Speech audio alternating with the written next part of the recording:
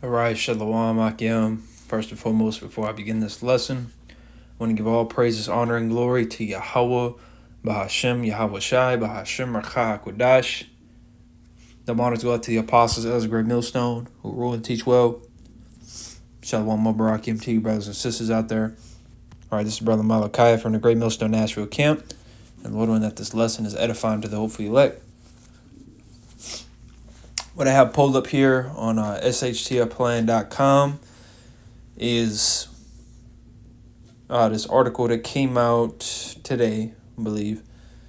It says, this is one of the most catastrophic disasters in U.S. history.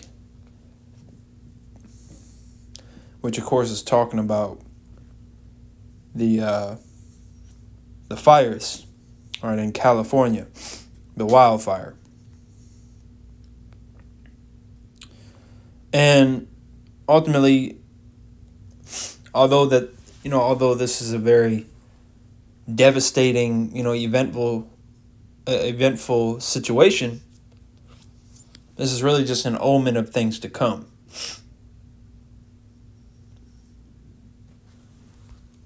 Let me go ahead and get that word for omen.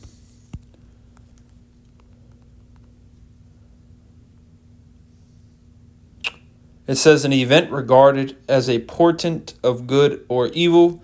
It says prophetic significance. All right, down here for similar, it says sign, signal, token, forewarning, warning, foreshadowing. That's a great one. Foreshadow, it says be a warning or indication of a future event. All right, so here it is. We have Cali on fire, but do you know the scriptures say that America, the whole entire country, is going to be on fire? All right, Babylon is going to be burned with nuclear fire in the Third World War, which is in the Bible. All right, the book of Revelations talks about 3 woes, and it mentions how 2 have passed and the third cometh quickly. You go and grab that. Whoops. Third woe. Revelations, well, I can just read it from there. Revelations chapter 11, verse 14, it says, the second woe is past, and behold, the third woe cometh quickly. Right, which is talking about world wars. All right, now the third woe, really we're already in the beginning of that. Right, but it's going to end ultimately, the climax of the Third World War is going to be America being destroyed by thermonuclear missiles, all right, the ICBMs. Just make sure I was on Do Not Disturb. So this is a foreshadow. This is an omen of things to come.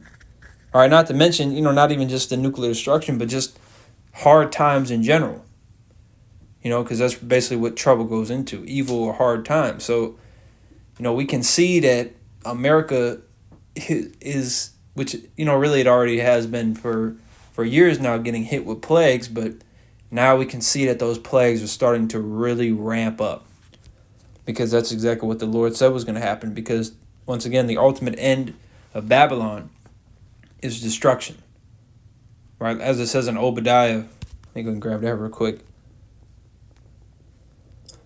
Because it's not that the Lord hates America, the land itself, in the sense of like, oh, yeah, F Montana or, forget Wisconsin or, Florida. I hate Florida. No, it's the people, the inhabitants that have defiled this land, all the atrocities that Esau, Edom has done. All right, and the scriptures tell us that anywhere he builds or he tries to establish a society, ultimately the Lord is going to tear it down. All right, so let me grab that. Obadiah chapter 1 and verse... Malachi. That's what it was. Malachi 1 and verse 4, it says, well, let me start up. I'll start at the top. Malachi chapter 1, verse 1, it says, the burden of the word of Yahweh to Israel by Malachi. I have loved you, saith Yahweh, yet ye say, wherein hast thou loved us? Was not Esau Jacob's brother? Saith Yahweh, yet I loved Jacob, and I hated Esau, and laid his mountains and his heritage waste for the dragons of the wilderness. Whereas Edom saith, we are impoverished, but we will return and build the desolate places. Thus saith the Lord of hosts, They shall build, but I will throw down, and they shall call them the border of wickedness, and the people against whom Yahweh hath indignation forever, which is righteous anger or righteous hatred, right? The people against whom. So it's not just literally Esau himself. No, it's Esau and his descendants, all right, which collectively today is mainly regarded as the so-called white man and woman and child. Okay, now it doesn't mean because you have pale skin that you're an Edomite. That's not how this works. All right, just because you have dark skin doesn't mean you're an Israelite. Your race is determined by your father's lineage, your patrilineal, which none of us bear those records today. So ultimately, it's based upon the spirit. Romans 8 and 16. Okay, but we know collectively the so-called white race, the Caucasoids, they are the Edomites according to the Bible. All right, and it just said, well, I'm going to read in the NLT. Malachi chapter 1 and 4 in the NLT, it says, Esau's descendants in Edom may say, we have been shattered, but we will rebuild the ruins, which is also, one of the symbols that Esau likes to use, a phoenix, which represents rising from the ashes. But what Esau doesn't understand is when Yahushua returns, all right, after America, simultaneously as America is destroyed by thermonuclear missiles, there's going to not be a return of Esau. He's not going to be able to rise back from the ashes. He's going to go into slavery, hardcore slavery at that, for 1,000 years, and then he's going to be destroyed off the face of the earth. Now that is contained in the book of Obadiah, how it talks about how the Edomites are going to be done away with, all right?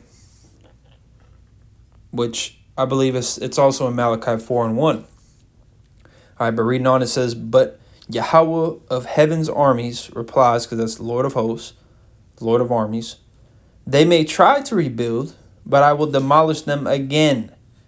Okay, so America is just a prime example of that. Esau tried to build it up. This is, Rome revived. And the Lord, just like how he destroyed Rome, he's going to destroy the revival of Rome. It's no different. All right, because Esau is not meant to rule the earth. Job 9 and 24, the earth was given into the hands of the wicked, yes.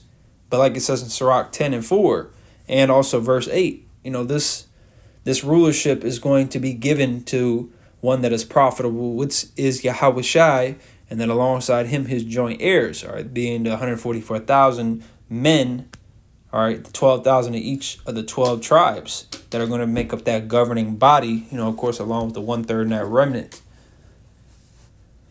So we're just, really seeing that what the Lord said is true, which we never doubted it, right? But now we're seeing it, and it's a completely different ball game when you're actually living in it. It's very exciting. We're in very exciting times, right? What a time to be alive, Like Yahushua said, blessed are your eyes, for you see, you see things that basically, roughly paraphrasing, the men of old wish they could see. You're getting to actually experience and see and witness these things that the men of old longed for, but yet weren't able to see them, because it wasn't time. Let me go ahead and get this 2nd Ezra chapter 15, which, like it says in the book of Sirach, a joyful thing it is to see the fall of your enemy. We're seeing the fall of Esau Edom. So it makes us rejoice. Even though we go through our daily struggles and battles, it's always good to be able to look, on the news and see that this kingdom is going down the sink. That Esau Edom is losing his grip, on the power seat. And we can see that deliverance is nigh at hand. All right, so 2nd Ezra chapter 15, verse 10 to 12. Well, actually, 10 to 12. It says, behold, my people is led as a flock to the slaughter. I will not suffer them now to dwell in the land of Egypt, but I will bring them with a mighty hand and a stretched out arm, and smite Egypt with plagues as before, and will destroy all the land thereof. Egypt shall mourn, and the foundation of it shall be smitten with the plague and punishment that God shall bring upon it. All right, this is also regarded as modern-day Egypt, modern-day Sodom and Gomorrah. All right, all these wicked, evil kingdoms roll up into one wicked layered burrito. Is what I like to call it. And the ultimate plague is Zechariah 14 and 12, that nuclear destruction that's going to cause people's skin and tongues and eyes to melt. That's the ultimate plague.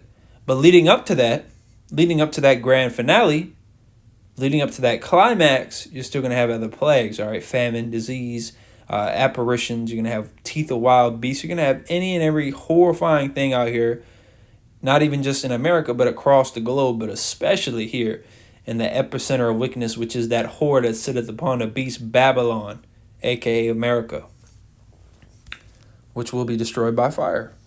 Right, so once again, that these Cali fires, although they are historic and they are, very yapa to see, it's foreshadowing of what's to come. Revelations chapter 18,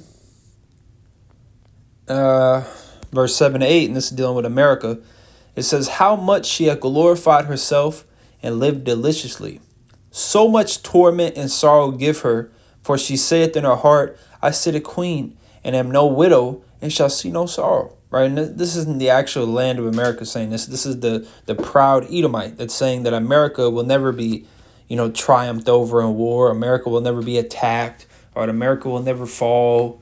America's going to continue to get stronger and stronger. Trump's going to make it bounce back. All right, that's what these Edomites are saying. They're proud. Their pride hath deceived them.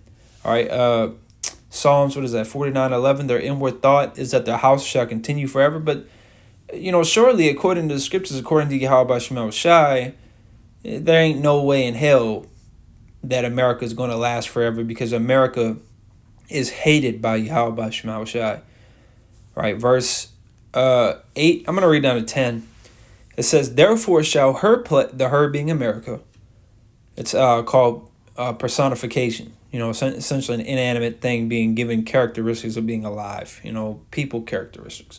All right, it says, therefore shall her plagues come in one day, death and mourning and famine, and she shall be utterly burned with fire. So it's not just talking about Cali.